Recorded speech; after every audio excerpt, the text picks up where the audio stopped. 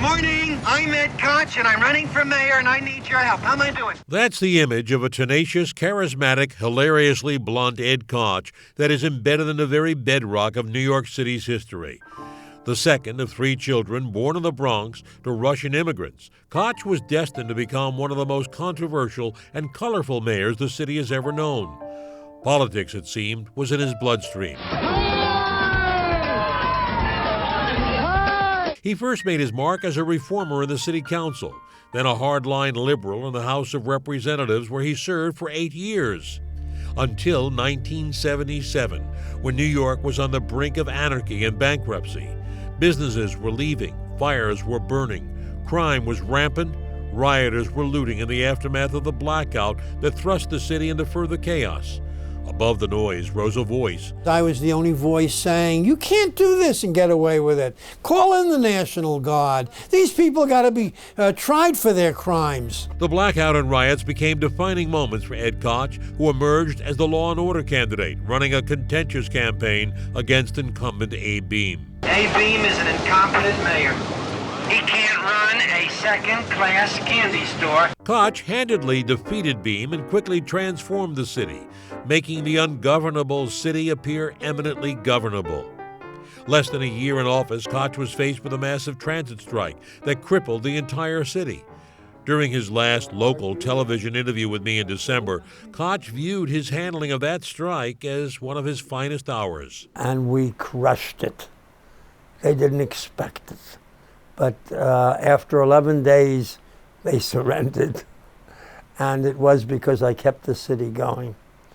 I said to people, we're not going to let these bastards bring us to our knees.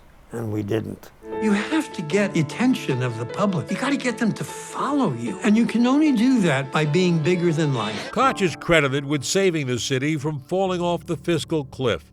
He delivered a balanced budget for the first time in 15 years, created 250,000 housing units at affordable rents, and he reformed the judicial system. Pulling the city from the abyss, Koch was particularly proud of something else. I gave a spirit back to New York City. And I guess Moynihan said something that made me feel very proud. He gave New Yorkers back their morale. How am I doing?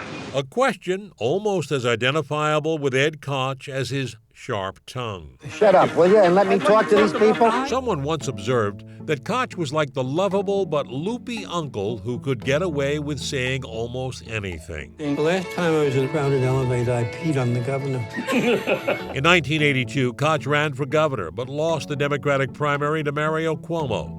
He was daunted by non-supporters' slogans, "Vote for Cuomo, not the homo," as he dodged assertions that he was a closet gay. I've never run away from a fight. It doesn't move me. It doesn't change me. During his third term, Koch got caught in the middle of the city's racial strife. You're racist, and the people know it. I am not a racist. Despite the difficulties and challenges, Koch loved every moment as the city's 105th mayor.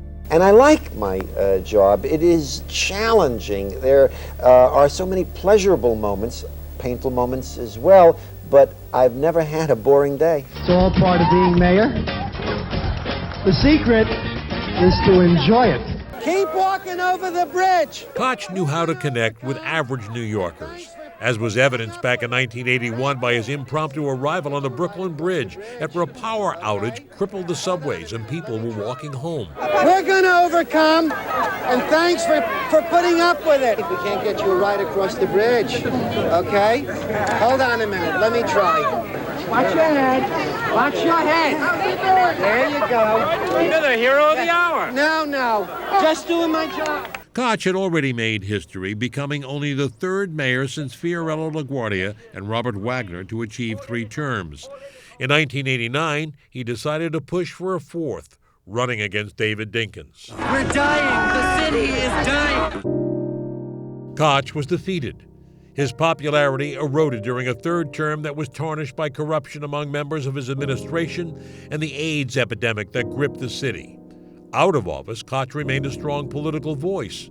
He wrote 17 books, including his acclaimed Mayor, in which he was not very kind to many of the people he had worked with. Historians are not supposed to be kind, they're supposed to be accurate. In his 80s, Koch still had a zest for life and a passion for everything he did. If something is worth doing, it's worth putting your heart into it. 'Twas the night before Christmas when all through the house not a creature was stirring, not even a mouse. And the passion was there when he read that favorite Christmas poem right here on Pix 11 News Close-Up back in 2007. But I heard him exclaim as he drove out of sight, "Happy Christmas to all, and to all a good night." Ed is one of our greatest mayors and one of our most celebrated icons. After some controversy over naming a landmark for someone still alive, Mayor Bloomberg renamed the Queensboro Bridge the Ed Koch Queensboro Bridge. And while I believe in the afterlife, I'm not so sure I would have been able to look down and see it happening. It felt really wonderful. Mayor Bloomberg has hosted parties for Koch in recent years, the last one before he was hospitalized in December. I've had a wonderful life. I don't know whether I'll live another 24 hours or another 10 years, but whatever God gives me, and He's given me a wonderful life, I'm happy, I'm satisfied. During that last interview, I asked Koch how he'd like to be remembered. I hope they will remember me as someone who loved the city of New York and its people and did whatever was in my power to make their lives better. Whenever I would fly home, especially if it was at night, there was the city of New York laid out before me. And I thought to myself, this belongs to me. It's extraordinary. Thank you, God.